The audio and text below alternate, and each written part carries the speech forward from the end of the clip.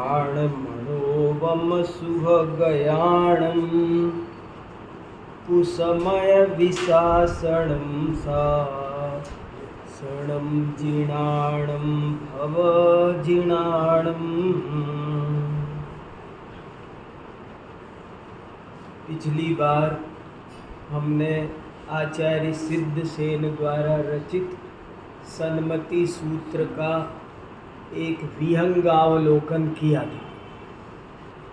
आज भी उसी विषय को आगे बढ़ा रहे हैं। आचार्य सिद्धसेन आज से कम 1600 साल पहले हुए हैं। हो सकता है कि 2000 वर्ष पहले हुए हों। इनका समय पहली शताब्दी से लेकर चौथी शताब्दी के बीच में कभी आता है और इन्होंने ये प्राकृत भाषा का एक बहुत ही महत्वपूर्ण ग्रंथ लिखा है जो द्रव्यान योग का अद्भुत ग्रंथ है। और द्रव्यान योग में भी न्याय और दर्शन दो इसके मुख्य विषय हैं। और इस ग्रंथ में प्राकृत भाषा में 167 गाथाओं में 3 अधिकारों में 3 इम्पोर्टेंट टॉपिक उठाए गए हैं। पहले 3 अधिकार है। पहले अधिकार का नाम है जीव कांड, दूसरे अधिकार का नाम है नय कांड और तीसरे अधिकार का नाम है अनेकांत कांड। और सन्मति सूत्र शब्द का क्या अर्थ है वो भी ध्यान में रखने लायक है। एक अर्थ तो यही है जो अपन कर सकते हैं, सामान्य लोग करते हैं कि सन्मति माने भगवान महावीर, ये उनका सूत्र है। भगवान महावीर के श्रुत माने जिन ज्ञान को, जिन वाणी को, आगम को भगवान महावीर ने 30 वर्षों में जितना जो भी उपदेश दिव्य ध्वनि में दिया उसका नाम श्रुत। और उसको सूत्रात्मक ढंग से, सूत्र माने आज की सिंपल लैंग्वेज में कहो तो शॉर्ट एंड स्वीट बात को सूत्र कहते हैं। सूत्र की क्या परिभाषा होती है वो हम यूनिवर्सिटी में रिसर्च करने वालों को डिटेल में श्लोकों से समझाते हैं। पर कोई जनरल पब्लिक में पूछे कि सूत्र माने क्या, जब कोई बात संक्षेप में सार समेट कर कही जाती है, शॉर्ट एंड स्वीट जिसको पब्लिक कहती है, उसी को यहाँ पर सूत्र कहते हैं। तो एक अर्थ तो इसका ये है सन्मति सूत्र माने भगवान महावीर की वाणी का सारांश। और दूसरा एक जो खास अर्थ है जिसकी ओर लोगों का ध्यान नहीं जाता है, जबकि वो ही खास अर्थ है, और वो अर्थ है सन्मति। मति माने बुद्धि, सन माने अच्छी, सम्यक। आचार्य सिद्धसेन इस ग्रंथ के द्वारा ये कहना चाहते हैं कि जो इन 3 विषयों को जानता है वो सद्बुद्धि है, और जो इनको नहीं जानता है वो कुबुद्धि है, अल्प बुद्धि है, निर्बुद्धि है। या दूसरे शब्दों में जो ये 3 विषय जानता है वो ज्ञानी है, और जो ये 3 विषय नहीं जानता है वो अज्ञानी है। ये 2 टप्पे की बात है। अब ये भी एक सूत्र है कि जो इन बातों, जिसने जीव को नहीं जाना और जिसने नय और अनेकांत को नहीं जाना, वो ज्ञानी नहीं, समझदार नहीं, वो ना समझ है, मूर्ख है। और अभी आपको एक और थोड़ी सी बात गहराई में ले जाना चाहता हूँ कि 3 कांड में भी सही पूछो तो 3 विषय नहीं है, 2 विषय है। ये भी 3 विषय मैंने आपको 3 अध्याय में बताए, लेकिन 2 विषय है। नए और अनेकांत वास्तव में एक ही बात है। नयवाद का ही सकलादेश कथन अनेकांतवाद है। वस्तु के अंश का कथन नय है और संपूर्ण वस्तु का कथन प्रमाण है, अनेकांत है। तो वास्तव में देखा जाए तो 2 विषय हुए। एक विषय हुआ जीव और दूसरा विषय हुआ नए प्रमाण। ये जो जाने वो सही है। मुझे आलाप पद्धति ग्रंथ याद आ रहा है। आज से 1000 वर्ष पहले एक देवसेन आचार्य ने आलाप पद्धति लिखा है। आलाप का मतलब क्या होता है? बोलना। आलाप लपति, लप माने बोलना, आलाप माने बोलना। अभी हाँ, लोग अभी हम बहुत ज्ञान का स्तर गिर गया। अभी मैं 2 दिन मंगलायतन यूनिवर्सिटी में रह के आया हूँ 150 स्कॉलर्स के साथ। मैंने अभी तक कम से कम 1000 PhD स्कॉलर्स के साथ में घंटों बातचीत की है और बहुत तरह के अनुभव है। आपको कभी शांति से सुनाऊंगा। वहाँ भी बहुत सारे रिसर्च स्कॉलर थे, तो वहाँ ये चर्चा चल रही थी। ये बात क्यों याद आ गई कि आज लोगों को शब्दों का ज्ञान नहीं है। पहले प्राचीन काल में शिक्षा नालंदा विश्वविद्यालय में, तक्षशिला विद्यालय में होती थी, तो वहाँ का रिकॉर्ड उठा के देखो, वहाँ पर सबको व्याकरण कंपलसरी था। मैंने थोड़ा शब्दों का ही, मैंने हमारे यहाँ PhD करने वाले 2000 बच्चों से पूछा। मैंने कहा विद्यापीठ शब्द का क्या अर्थ है? विद्यापीठ में PhD कर रहे हैं। मैंने कहा विद्यापीठ माने क्या? तो ऊपर देखने लगे। मैंने कहा हे भगवान, हमारे गुरुजी कहते थे कि कानों पर चुंगी चौकी बिठाओ और कोई भी शब्द कान में प्रवेश करे तो उससे पहले को अपना आई कार्ड दिखा, कहाँ से आया है, कहाँ जाना है, तेरा परिचय पत्र दिखा।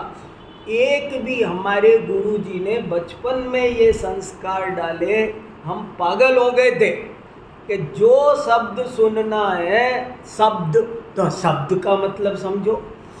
जो भी शब्द आपके कान में आ रहा है आप उसका मीनिंग समझो, तब आप सही बात। शब्द ब्रह्मणि निष्णातः परम ब्रह्मादि गच्छति।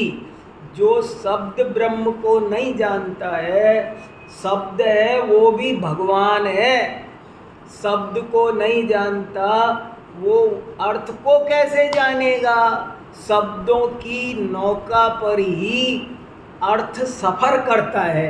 आपको शब्द पता नहीं है तो आलाप, आलाप माने बोलना, तो आलाप पद्धति।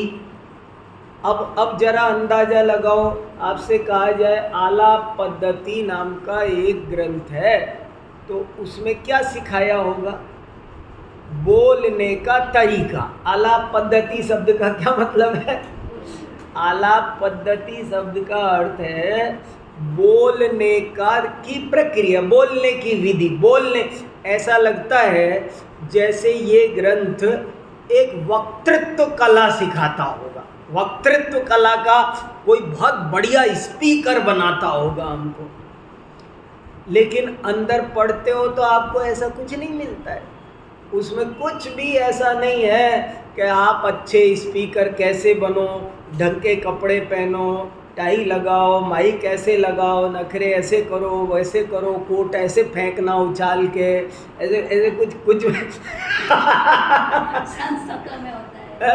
नहीं, आजकल जो बड़े बड़े स्पीकर हैं उनको ट्रेनिंग दी जाती है, तुम सफल वक्ता कैसे बनो, और उस मैंने भी ली है, पर ले ला करके मुझे वो सब बिल्कुल सारहीन समझ में आई है।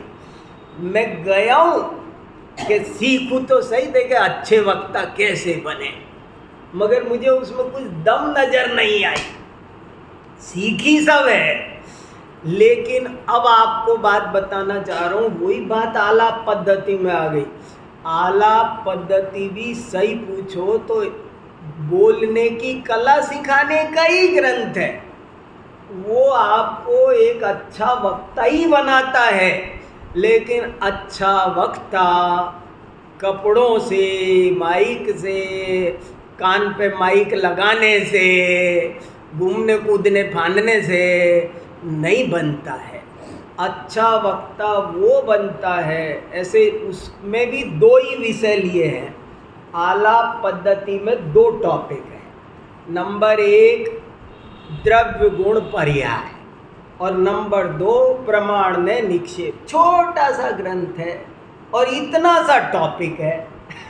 कितना सा टॉपिक है? एक द्रव्य गुण पर्याय, एक प्रमाण में निक्षेप। कहने का मतलब ये, बात को आप सीरियसली सोचो। क्या कहा ये इतने बड़े बड़े आचार्य दार्शनिक, ये किस कंक्लूजन पर पहुँचे हैं?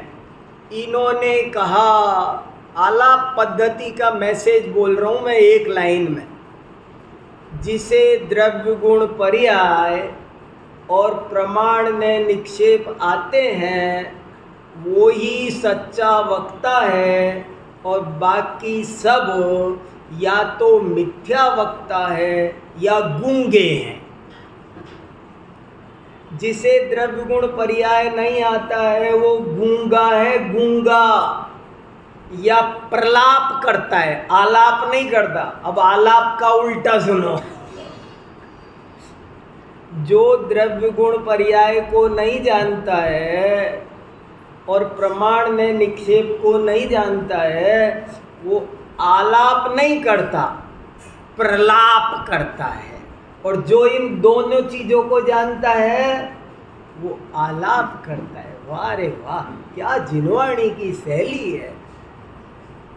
इसीलिए इसके मंगलाचरण में जिन शासन को नमस्कार किया, किसको नमस्कार, मैं तो इसके मंगलाचरण पर भी लट्टू हो गया। मुझे, मैं समय में चर्चा करूँ ना, मैंने आपको पिछली बार कहा था ये पूरी गाथाएं पढ़ूँ मैं 167 हफ्ते लगा करके एक, लेकिन इतना आनंद इसमें भरा हुआ है। जिन शासन को नमस्कार किया, और मुझे अकलंक आचार्य याद आ गए। जिन शासन को नमस्कार करने वाला और कौन है भाई? रत्नकरंड में किसको नमस्कार किया? महावीर भगवान को। समय सार में किसको नमस्कार किया? सिद्ध भगवान को। ऐसे अलग अलग सब है। प्रवचन सार में किसको किया? 24 तीर्थंकर को। ऐसे तो जिन शासन को नमस्कार किस ग्रंथ में किया गया है? तो नंबर 1 सन्मति सूत्र। सन्मति सूत्र में किसी तीर्थंकर विशेष को नमस्कार नहीं किया। जनरल पंच परमेष्ठी, देव शास्त्र गुरु या वीतराग सर्वज्ञ हितंकर बिना नाम के, जैसे तत्वार सूत्र में किया, इसमें नमस्कार किया है जिन शासन। और जिन शासन को और कहाँ नमस्कार किया है? तो मुझे याद आ गए अकलंक आचार्य। उन्होंने प्रमाण संग्रह में जिन शासन को नमस्कार किया, आज से करीब 1250-1300 साल पहले, श्रीमत् परम गंभीर स्याद्वादामोघ लांछनम जीया त्रैलोक्यनाथस्य शासनम जिन शासनम, क्या जिनवाणी अमृत है। जिसके पास जिनवाणी नहीं हो तो कंगाल है भाई। है, दुनिया में सब कुछ मिलता है पर ये ज्ञानामृत नहीं मिलता है। सब मिलता है, सब मिलता है पर ज्ञानामृत नहीं मिलता। क्या गजब है। इससे आदमी का मन अच्छा होता है, इससे उसका जीवन अच्छा होता है। ये जीवन को सुंदर बनाने की कला है। ये भी चर्चा वहाँ बहुत हुई, वहाँ मंगलायतन यूनिवर्सिटी में, कि जैन दर्शन पढ़ने से क्या लाभ। बहुत से लोग कहते हैं जैन दर्शन पढ़ने से क्या लाभ। क्या लाभ चाहिए तुमको, और कौन सा लाभ चाहिए मुझे बताओ। अरे जीवन सुंदर हो जाए, चीज़ों को देखने का दृष्टिकोण सही हो जाए, बातों को कहने की कला सही सही आ जाए, समझना सही सही आ जाए, इससे शानदार जीवन और क्या हो सकता है मुझे बताओ आप। इसलिए उसमें भी नमस्कार किया। तो कहने का मतलब ये है कि मैसेज क्या निकला कुल मिला करके इतनी बात का।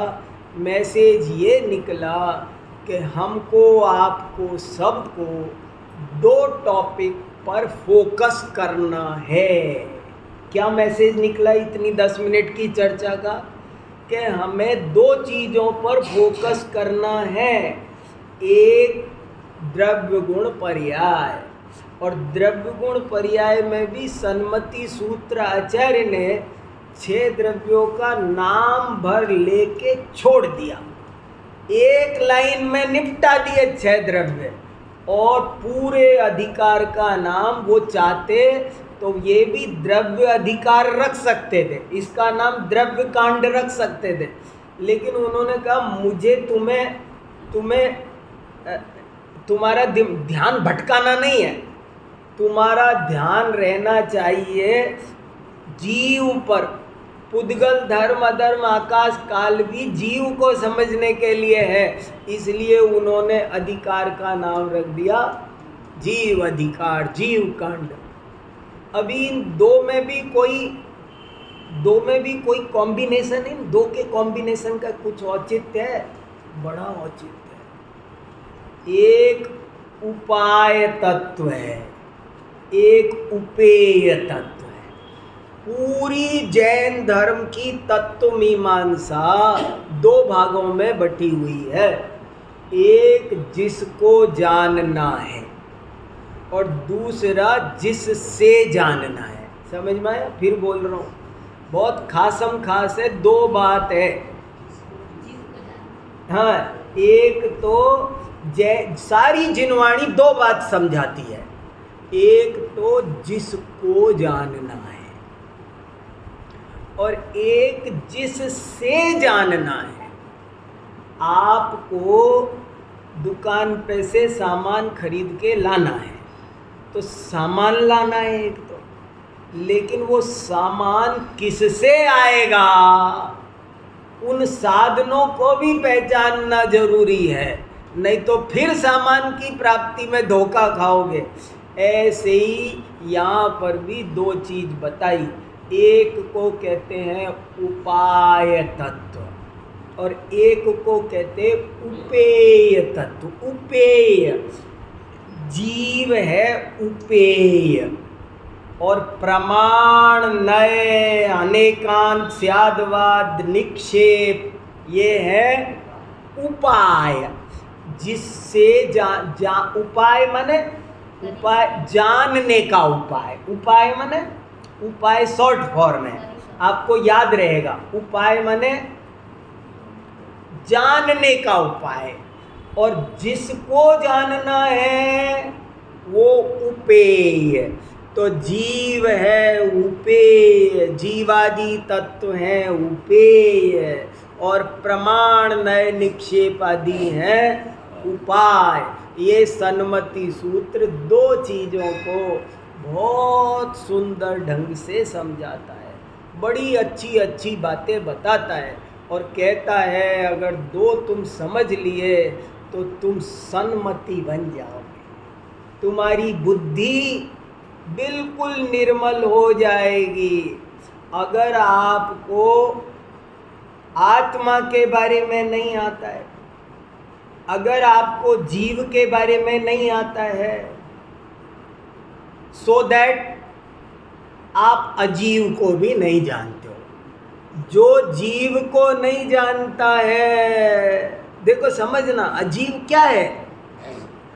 जीव का ही निगेटिव अप्रोच अजीव है। इस दुनिया में दो ही द्रव्य हैं, जीव और अजीव, और जिसने जीव को जाना उसने अजीव को भी जान लिया, वो तो ऑटोमेटिकली आ गया। और जिसने जीव को नहीं जाना उसने अजीव को भी। तो एक तो हमें जीव जानना अनिवार्य है, और दूसरा हमें प्रमाण नए निक्षेप जानना जरूरी है। उसके बिना हमारी, मैंने दो बात बता दी, न वाणी अच्छी बनेगी, न वाणी अच्छी बनेगी, न बुद्धि अच्छी बनेगी। सन्मति सूत्र कह रहा है तुम्हारी बुद्धि अच्छी नहीं बनेगी, और आलाप पद्धति कह रहा है तुम गूंगे हो, गूंगे, प्रलाप करते रहे, बकवास करते रहे तो वक्ता नहीं हो। अच्छा बताओ, ये सुन के कुछ तकलीफ नहीं होती? कुछ दर्द नहीं हो? दर्द होना चाहिए ना, थोड़ा दर्द नहीं हो, ये दर्द होगा, अपने को पीड़ा। हम सोच रहे हैं हम तो बहुत बढ़िया बोलते हैं, हमसे बढ़िया कोई, लेकिन वो कह रहे हैं जो ये नहीं जानता वो बोलना नहीं जानता। बोलना कितने दिन में आ जाता है? आदमी कितने दिन में बोलना सीख लेता है? एक बच्चा कितने दिन में बोलना सीख ले?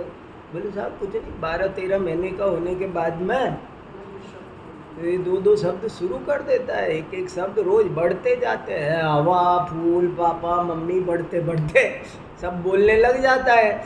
लेकिन नहीं, सच्चा वक्ता बनने में जीवन लग जाए। अगर ये बात न समझ में आ जाए तो 8 साल का बच्चा बन सकता है। वक्ता, अच्छा वक्ता बनने के लिए, ज्ञानी बनने के लिए मिनिमम एज क्या है, क्वालिफिकेशन क्या है? स्कूल में एडमिशन की एज लिमिट है ना, ऐसे ही धर्म की पाठशाला में एज लिमिट, बोले मिनिमम एज होनी चाहिए 8 साल की हो तो उसके समझ में आता है। अब बोलो भाई साहब, आप कुछ कह रहे थे? जीव और अजीव, हाँ, इसमें सारा समा गया। हाँ, लेकिन जीव में तो अगर सारी जीव समा गए उसमें मैं स्वयं भी आ गया ना, लेकिन स्वयं और अजीव नहीं बोलना चाहिए। बहुत अच्छा प्रश्न है। एक है आगम और एक है अध्यात्म। प्रश्न समझ में आया भाई साहब का? मैं बोल देता हूँ, सबको समझ में आ जाए। उन्होंने प्रश्न पूछा कि अभी भी थोड़ी सी कमी रह गई। इन्होंने जो जीव नाम दिया उसकी बजाय आत्मा देते तो बढ़िया रहता। क्यों? क्योंकि जीव तो बहुत सारे हैं, आत्मा नाम देते तो अपन आ जाते। ऐसे कहना चाहिए। यही प्रश्न है ना आपका? ठीक है, प्रश्न समझ में आ गया ना आपको? प्रश्न समझ में आए तो उत्तर समझ में आता है। उत्तर ये है, 2 चीज़ है, एक आगम और एक अध्यात्म। 2 चीज़ है, एक आगम एक अध्यात्म। दूध में मक्खन है, लेकिन जो निकाल के दिखा दे वो ग्वालिन है, वो अध्यात्म है।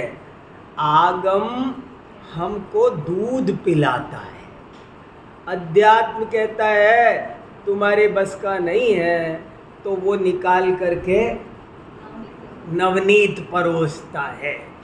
तो अध्यात्म में आत्मा शब्द आया, आगम में जीव शब्द आया। एक ही बात को समझाने के तरीके 2 हैं। एक आदमी एकेडमिक ढंग से समझना चाहता है तो ये तरीका है, एक उत्तर तो ये है इस बात का। और दूसरा उत्तर और भी इम्पोर्टेंट है, एक ही प्रश्न के दो उत्तर। दूसरा उत्तर ये है कि 7 तत्वों में, जीव तत्व में केवल अपना जीव आता है, दूसरे का जीव जीव तत्व में नहीं आता है, वो अजीव तत्व में जाता है। अब नरेश जी भाई साहब जीव तत्व हैं कि अजीव? वो अपने लिए जीव तत्व, मेरे लिए मुझे 7 तत्व का श्रद्धान करना है, तब सम्यक दर्शन होगा, तत्वार्थ श्रद्धानम सम्यक। तो यहाँ जीव तत्व माने क्या? इसीलिए अध्यात्म में जीव तत्व की परिभाषा है, जिसमें अपना ज्ञान दर्शन पाया जाए उसे जीव तत्व कहते हैं।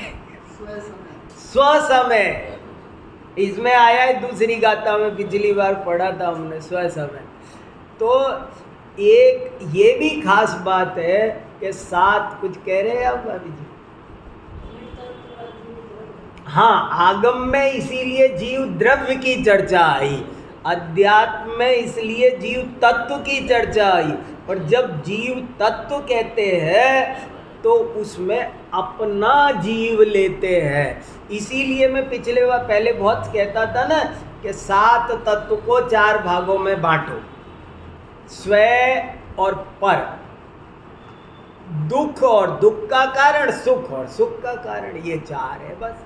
ये 4 चीजें समझो तो सम्यक दर्शन है।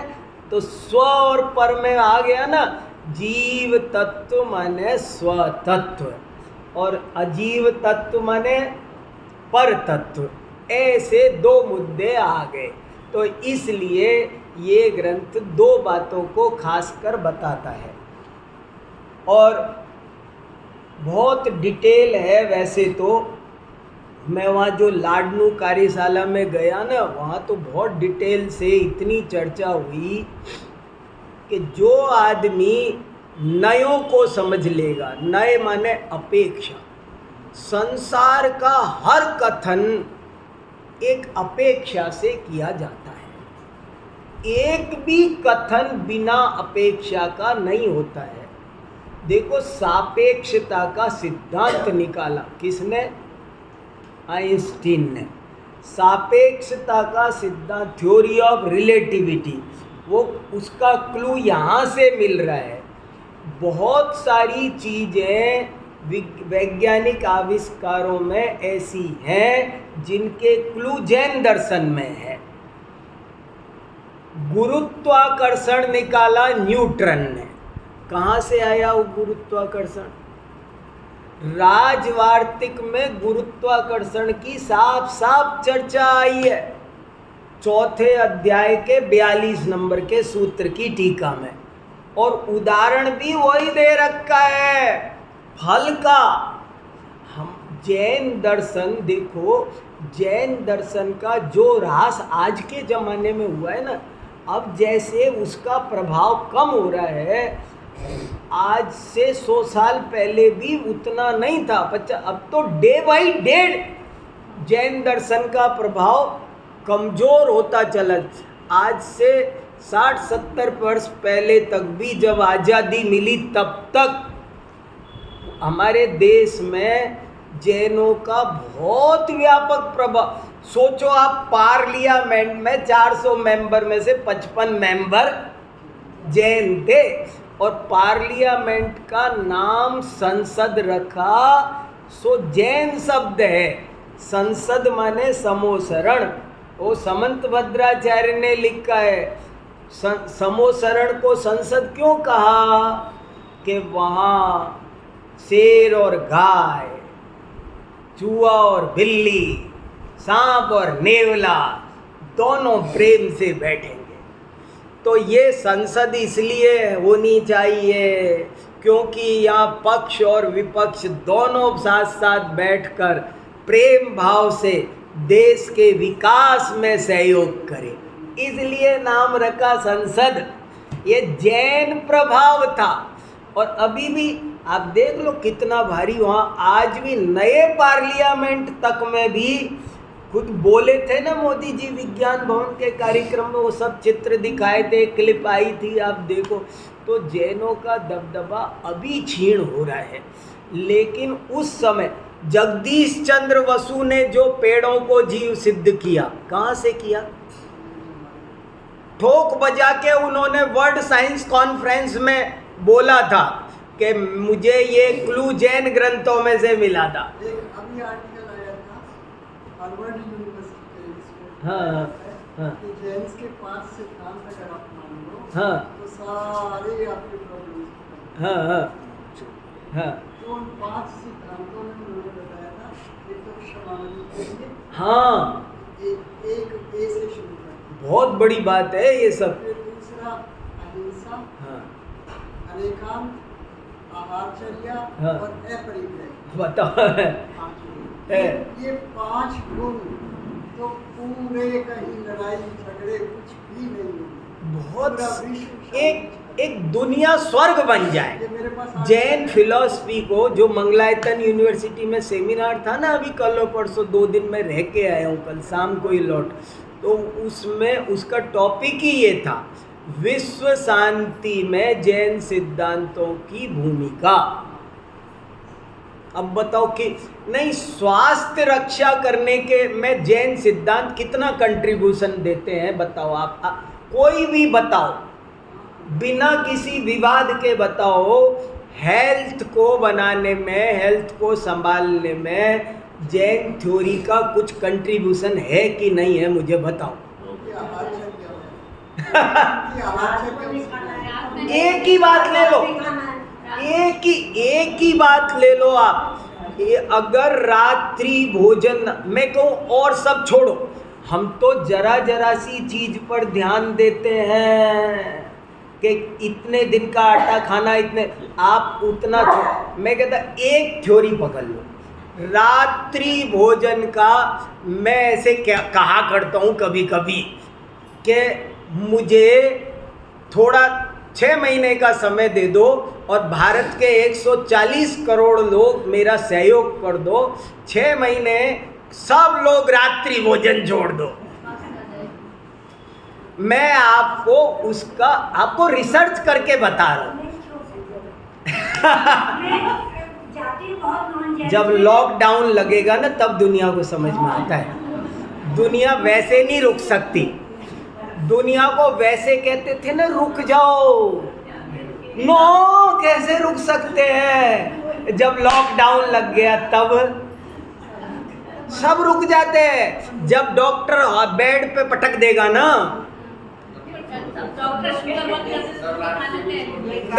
तब सब छोड़ देंगे। बड़ी विचित्र बात है। ये काम डॉक्टर ही कर सकता है। हाँ, डॉक्टर अगर सबको बोल दे कि अगर 6 बजे के बाद भी खाओगे तो ये बहुत सही बात कही है। एक दफे डॉक्टर्स का सम्मेलन हुआ था, उपाध्याय ज्ञान सागर जी महाराज को जानते हो? जो वो हाँ, बहुत काम करते थे। एक दफे बहुत बड़ा डॉक्टर्स सम्मेलन हुआ था और उसमें कई डॉक्टर्स ने पेपर प्रेजेंट करके ये बताया कि ऐसा करो तो बहुत बीमार होते हैं, ऐसा करो तो नहीं होते हैं, ये जैन जीवन, इसका उपवास का फ़ायदा ये, रात्रि भोजन का फ़ायदा ये, जमीकंद का छोड़ने का फ़ायदा ये। तो अंत में महाराज जी बोले कि तो हे डॉक्टर भाई हो, तुम ये बात अपने मरीजों को क्यों नहीं बताते भाई? ये तुम यहाँ बता रहे हो, ये तुम अपने मरीज जब तुम्हारे पास आते हैं तो तुम उनको क्यों नहीं 2 मिनट बताया करो?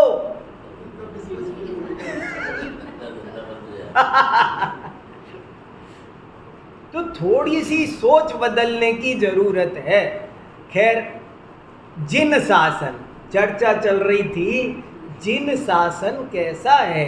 जिन शासन को प्रणाम किया कि जिन शासन जीवन को, और न केवल अपने जीवन को, देखो बड़ी आप दिमाग मारो ना तो न केवल पर्सनल लाइफ को बढ़िया बनाता है। जैन फिलॉसफी को मैं थोड़ा अप्लाई करूं तो हो सकता है कोई कहे यार ये बेकार है, तुम्हारी पर्सनल लाइफ ठीक करती है, बाकी सारी फैमिली लाइफ, सोशल लाइफ का सत्यानाश कर देती है। लेकिन ऐसा भी नहीं है, ये तो आपकी personal life, family life, social life, पूरा एटमॉस्फेयर इंटरनेशनल लेवल पर पूरी। आज कितने लोग बता रहे हैं कि अगर लोग जैन फिलॉसफी को फॉलो करते तो आज इतना प्रदूषण होता, जिसके लिए लोग, वो जकरबर्ग कह रहा है कि मैं अपनी 99% प्रॉपर्टी प्रदूषण को ठीक करने के लिए दे रहा हूँ, क्योंकि मैं चाहता हूँ कि मेरी आने वाली पीढ़ी जहर में सांस ना ले, उसे ऑक्सीजन मिले। इतनी चिंता, तो वो सब चिंता चुटकियों में हल हो सकती है अगर जैन फिलॉसफी ठीक से समझी जाए और अपनाई जाए। तो खैर चर्चा ये है, सन्मति सूत्र का सार ये है कि दो विषय समझो, एक जीव या दूसरे शब्दों में कहो तो आत्मा। जिसने स्वयं को नहीं जाना उसने कुछ नहीं जाना। सारी शिक्षा पर भी प्रश्न चिन्ह है। ये भी मुद्दा एक दिन आएगा कि पढ़ाई किसकी होनी चाहिए। यस्मिन् विज्ञाते सर्वं विज्ञातम भवति। आत्मा को जाना तो आप पढ़े लिखे, और आत्मा को नहीं जाना तो सब कुछ पढ़े लिखे होकर भी अनपढ़ हो। तो एक मुद्दा ये, और दूसरा मुद्दा ये कि नए निक्षेप समझो। संसार का एक भी स्टेटमेंट, एक भी कथन बिना विवक्षा के, बिना अपेक्षा के नहीं होता है। हर बात सापेक्ष होती है। यहाँ से हमारी चर्चा सापेक्षता के सिद्धांत पर गई। सापेक्षता का, हर बात, हर वस्तु सापेक्ष है और हर कथन सापेक्ष है। दोनों ही चीज़ें हैं। हर चीज भी सापेक्ष है।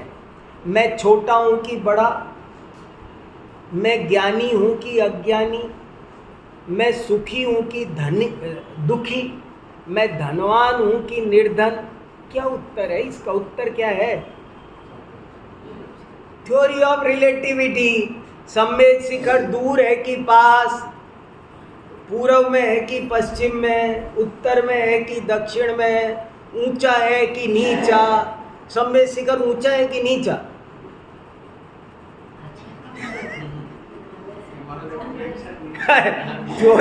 Theory of relativity. एक भी कथन बिना अपेक्षा के होता नहीं है।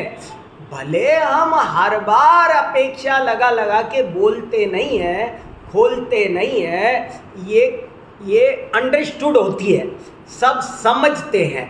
दुनिया में सब लोग सब बात, 2 बच्चे 4 बच्चे खेल रहे हैं और एक महिला को एक ही बच्चा मम्मी संबोधित कर रहा है, दूसरा बच्चा मामी कर रहा है, तीसरा बुआ जी, मगर चारों बच्चे प्यार से खेल रहे, कोई दिक्कत नहीं है, वो लड़ नहीं रहे।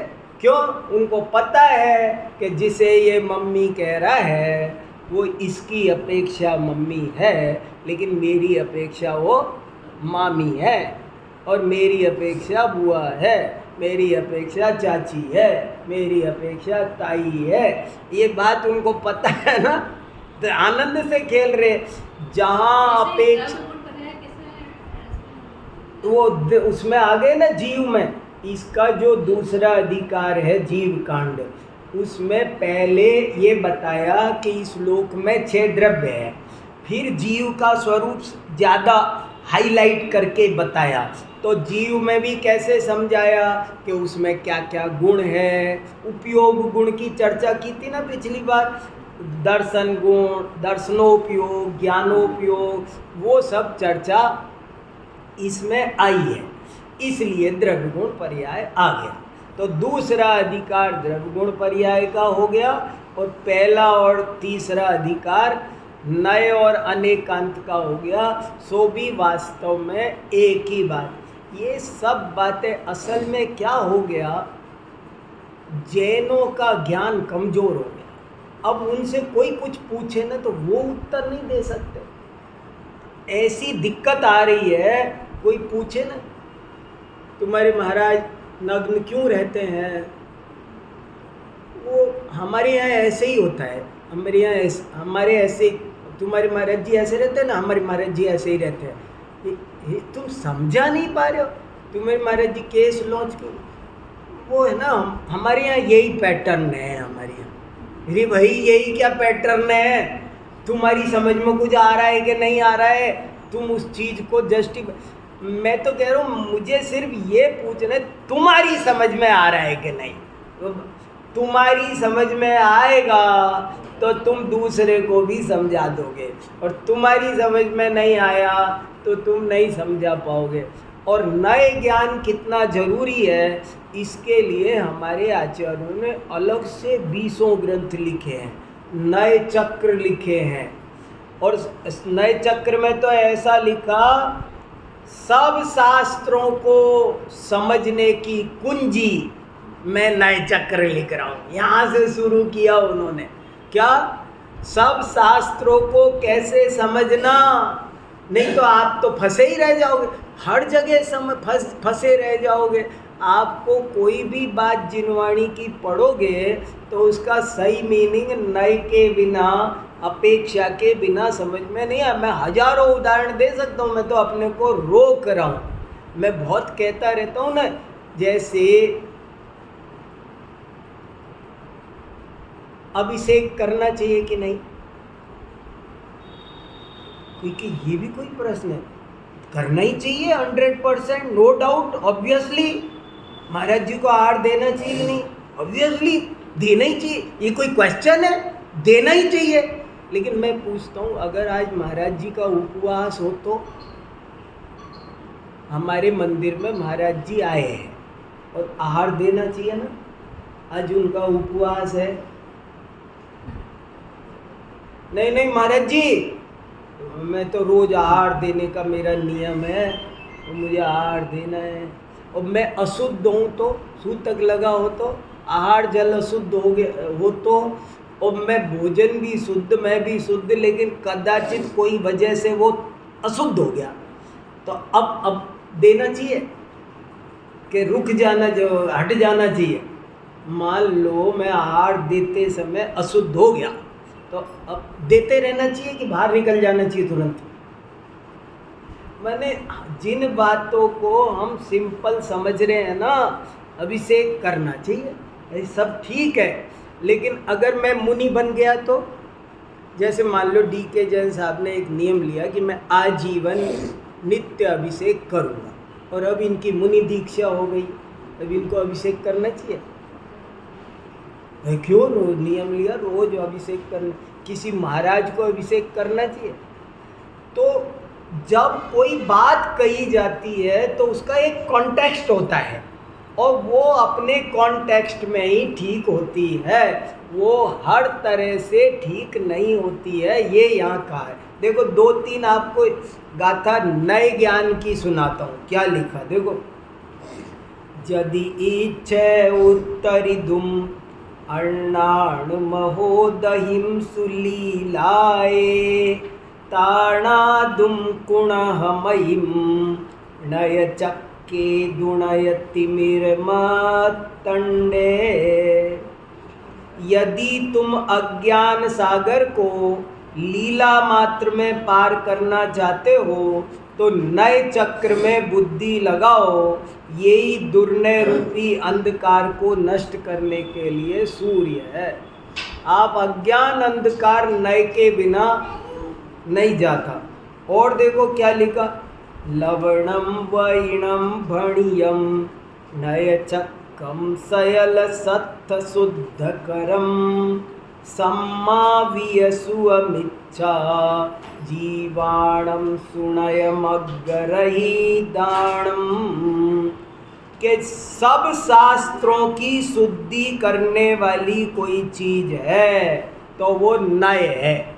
अब ये लाइन तो सोचो, क्या कहा, हर शास्त्र को शुद्ध करने वाली चीज का नाम है नय। यदि आपने नय नहीं लगाया, किस अपेक्षा से क्या बात है, तो वो अशुद्ध रहेगी।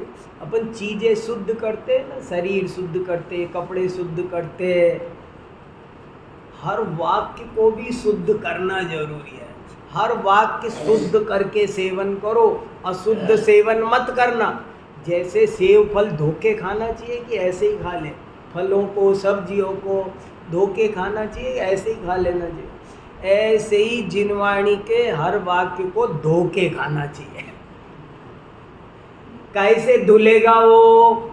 नमक के पानी से। इसमें उदाहरण दिया नमक के पानी में धो। कितने जर्म्स होते हैं सब्जियों में, अगर आपने गर्म पानी में, नमक के पानी में उसको धोया नहीं तो कल्याणकारक में लिखा है साकेषु सर्वेषु वसंती रोगा। सब्जियों में बहुत रोग रहते हैं। सब्जी खाना फायदेमंद है कि नुकसानदायक है? नहीं, अंगूर खरीद के लाए, खा लिए,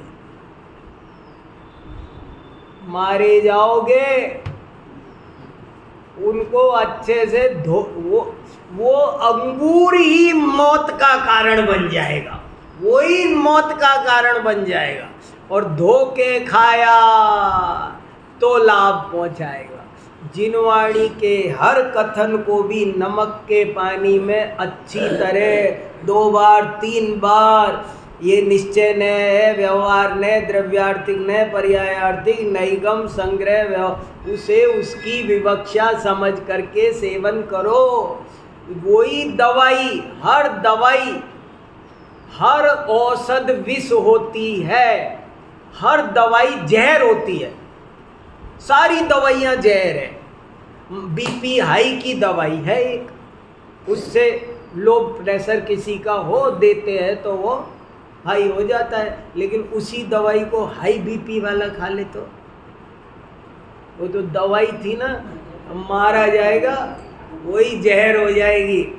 तो कौन उपदेश किसको दिया है? ये उपदेश श्रावक को दिया है, ये उपदेश मुनि को दिया है। किस अपेक्षा क्या बात है?